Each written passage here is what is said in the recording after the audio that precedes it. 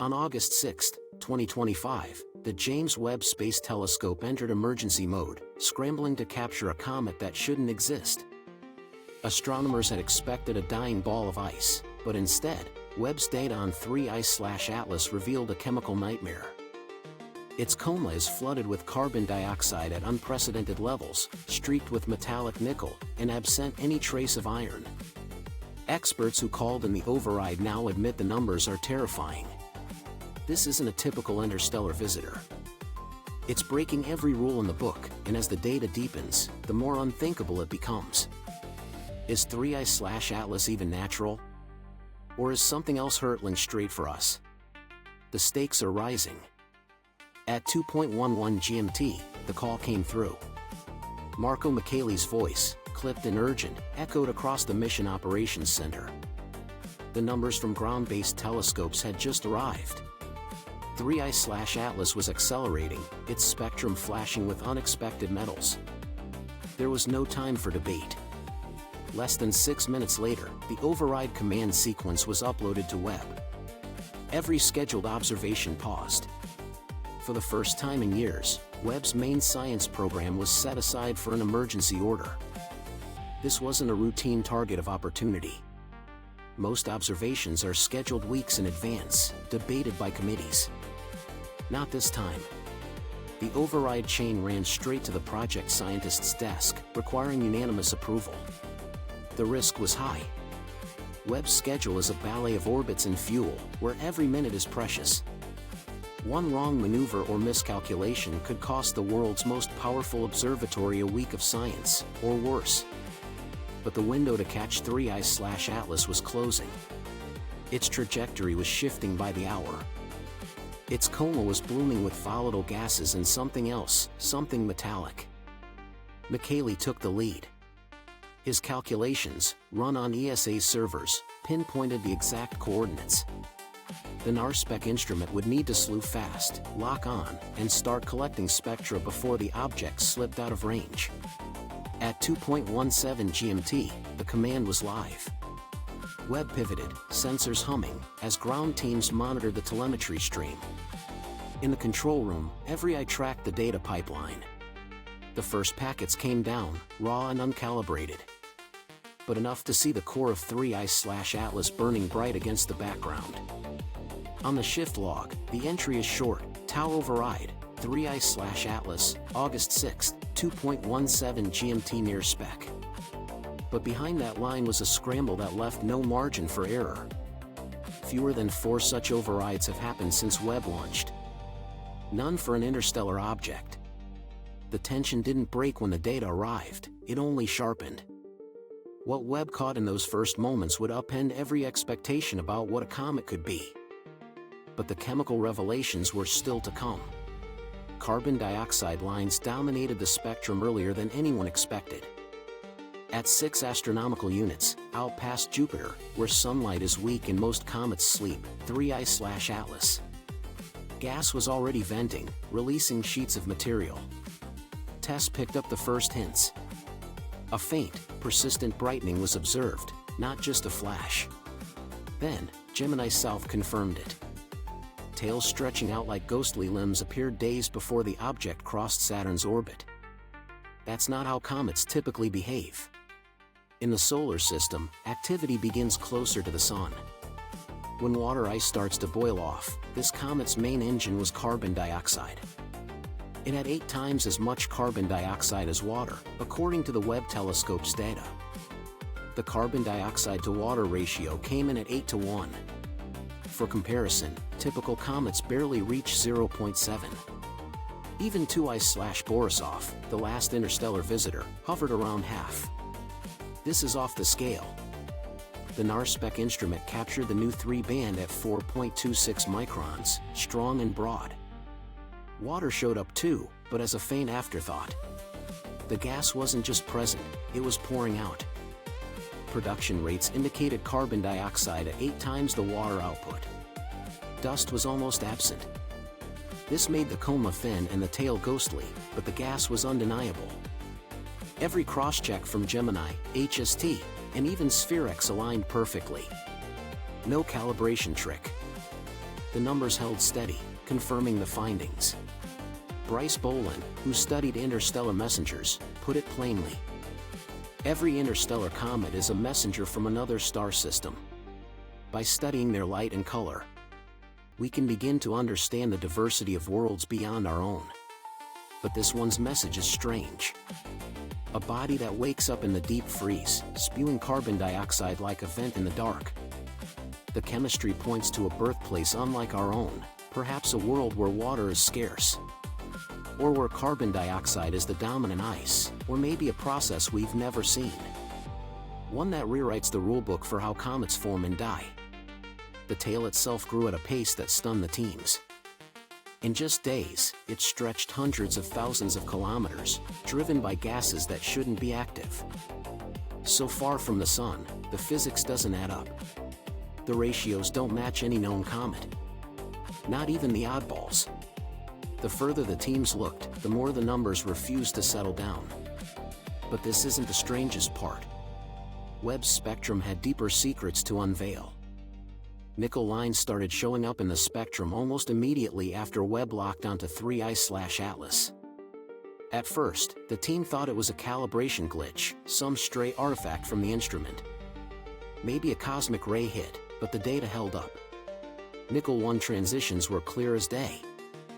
Stacking up across the ultraviolet and near-infrared, the numbers weren't subtle. At 3.8 astronomical units, the nickel production rate was already past 10 to the power of 21 atoms per second. By the time the comet closed to 2.85 astronomical units, that number had jumped another order of magnitude. But the real shock wasn't just the presence of nickel. It was what was missing: iron 1 lines. Iron was nowhere to be found. Even with the very large telescope's use instrument, running at a resolving power of 80,000, the spectrum was flat in every iron channel. The upper limits came back brutal. Nickel outnumbered iron by more than 40 to 1. In every meteorite, every comet ever studied, nickel and iron traveled together. Here, iron was a ghost. That's not normal. In solar system comets, the nickel-to-iron ratio aligns with cosmic averages. 1 part nickel to 15 parts iron, give or take. The last interstellar visitor, Borisov, fit that rule. But 3I/Atlas breaks it wide open. Imagine finding a gold ring with no trace of copper or silver. That's the scale of the anomaly. Spectroscopy teams at the European Southern Observatory and the Webb Control Center went line by line through the data. They checked for contamination, for misidentified features, for solar background. Every cross-check held.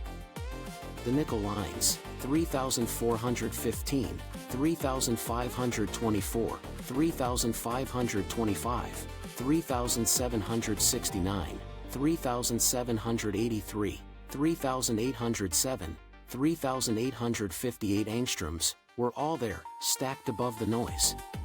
The signal-to-noise was above 30 for the strongest features. But iron? Not a blip. Not in the core, not in the coma, not in the tail. Lab data gave one possible path. Nickel carbonyl, nickel carbon monoxide 4, a molecule so volatile it can vaporize at 43 degrees Celsius.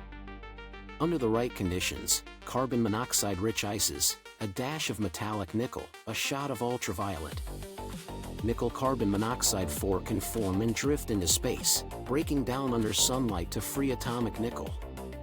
But iron's cousin, iron carbon monoxide 5, is far less volatile. Its vapor pressure is low, its formation sluggish, its line silent. That could explain the absence if, and only if, the parent body was built in a world where nickel was favored and iron left behind.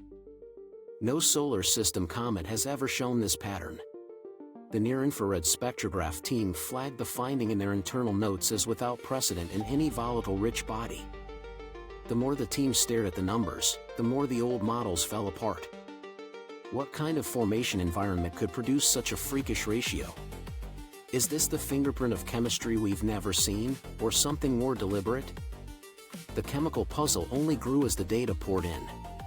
But the strangeness didn't stop at composition. The way 3I/Atlas moved was about to raise even deeper questions. Acceleration curves started raising eyebrows before the chemical data even finished downloading. Pan-STARRS analysts, tracking 3I/Atlas across a network of telescopes, watched as its trajectory bent away from the expected path. The numbers weren't subtle.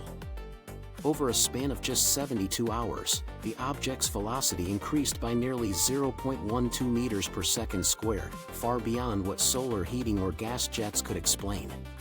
That's not a rounding error. For a body 11 kilometers across, this is like seeing a cruise ship pick up speed without engines or wind.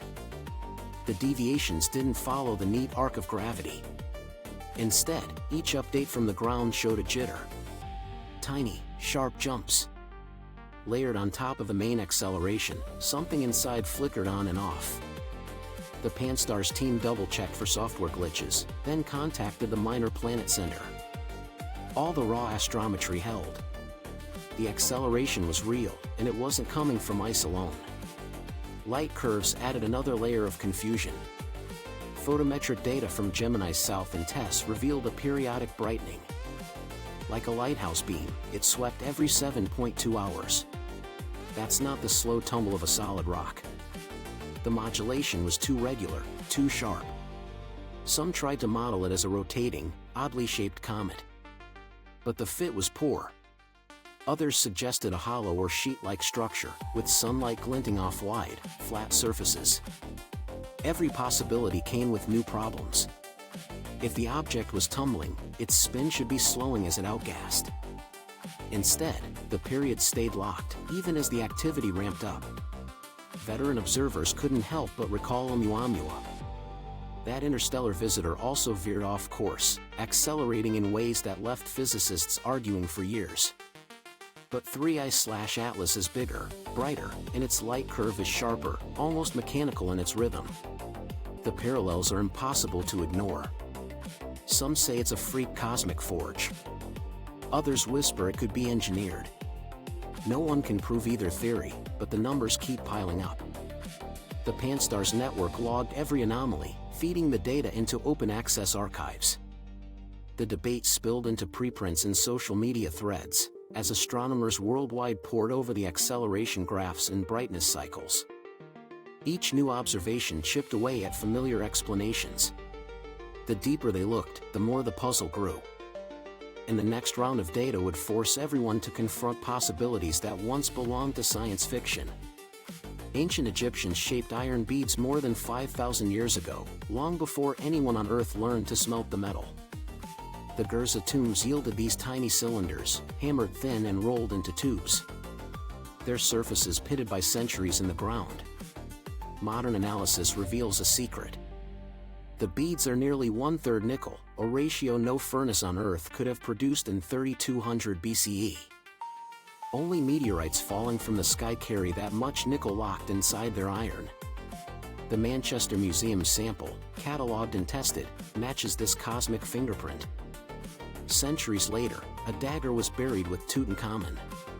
Its blade, untarnished after 3,000 years, holds the same secret. X-ray fluorescence shows 11% nickel, traces of cobalt, and a chemical signature found only in iron meteorites. Scholars speak of the Wittmannsstatten pattern, the crystalline bands that mark a true visitor from space. The pattern itself lies hidden, untouched to preserve the artifact, but the composition leaves no doubt. This blade was forged from a fragment of a shattered world, hammered into shape for a boy king. Not just in Egypt. Across the Near East, rare beads and blades appear in royal tombs. Always richer in nickel than anything smelted from the earth. Each one is a relic of a skyfall. Metal delivered not by fire and forges, but from the cosmos itself. The world of ancient Babylon was shaped by catastrophe from above. Scribes watched the heavens for omens. Their tablets recount stars that burn and stones raining from the sky. The language is ever cautious. It never names iron, nor describes sparks, but warns that fire from the sky means kings should beware. In their perception, sky iron was both a gift and a threat, a sign of favor or disaster. The Akkadian term for iron, anbar, appears in lists of precious materials and in rituals to ward off danger. Historian Lydia Baum from Heidelberg examines these texts with a scientist's perspective. She sees a pattern. Not in the words, but in the fear woven through centuries. When metal falls from the sky, the world changes. The Egyptians called it iron from heaven. The Babylonians wrote of burning stones and omens of war. Yet none could fathom the chemistry or true origin of the metal in their blades. Their awe and dread echo today. The memory of sky visitors, both feared and revered, runs deep. Today's astronomers scan the heavens with telescopes. They no longer seek omens, but the questions remain the same. What does it mean when things arrive from beyond? Bearing a signature that no one can explain, the puzzle of 3I/Atlas is new, yet the sense of wonder persists. Harvard astrophysicist Avi Loeb didn't wait for consensus. He boldly identified the nickel without iron puzzle. The acceleration spikes and sharp clockwork light curve were significant, which he called out in a single-pointed blog post. His question was blunt: what natural process can make a comet behave like this? In the lab, it takes industry to separate nickel from iron. In the cosmos, however, this separation is supposed to be impossible. Loeb's earlier work on Oumuamua had already rattled nerves. Now, he watched 3I/Atlas accumulate anomalies that seasoned comet hunters struggled to explain. Inside the Webb and Pan-STARRS teams, the mood was divided. Some argued for rare chemistry, while others were skeptical. They speculated about a parent body forged in a carbon-rich nebula, where iron stayed locked in minerals. Only nickel formed volatile carbonyls. Others drew uneasy parallels to engineered objects due to the erratic acceleration. Loeb's critics cautioned against rushing to conclusions, recalling how Oumuamua's oddities sparked years of debate. Yet, the numbers persisted. The nickel-to-iron ratio was not just high, it was off the charts. Periodic brightening didn't match any known comet spin, and the acceleration kept evading gravity's script. Peer review threads ignited with competing models. Exotic outgassing was one possibility, theorizing carbon dioxide-rich chemistry. However, this rhythm was not consistent with any known pattern.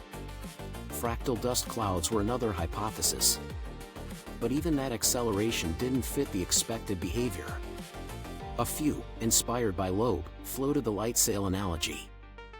A thin, reflective sheet designed to ride on sunlight could potentially explain the peculiar acceleration.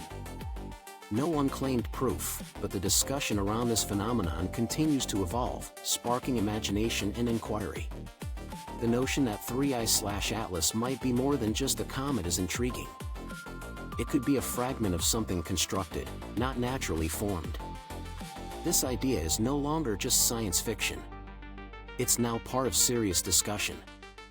NASA's Planetary Defense Office has quietly flagged 3I/Atlas as a high anomaly.